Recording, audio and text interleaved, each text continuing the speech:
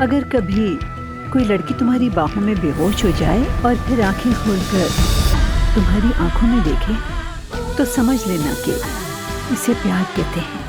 याद रखना। उस जॉब ऑफर का क्या हुआ जो उसे हुई थी? कोई खबर है क्या तुम्हारे पास? सब कह रहे हैं 2 हफ्ते में चला जाएगा। क्या वाकई? मैं आपके अलावा किसी और से राब्ते में नहीं। ऐसा सोचना भी मत मिस्टर आमिर, तुम कहीं नहीं जाने वाले। मैं भी देखती हूँ कैसे। देखते जाओ बस। वो चाहता है कि मैं उससे माफी मांग लूं, लेकिन वो चाहे तो पूरी जिंदगी इंतजार करे, मैं उससे माफी नहीं मांगूंगा। आप ऐसा करेंगे काया साहब? क्या कहा? ऐसा करना होगा काया साहब। वैसे भी माफी मांगने के बहुत सारे तरीके होते हैं।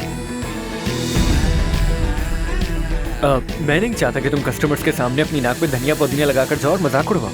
बस बस बस बस, क्या कर रहे हो तुम ये?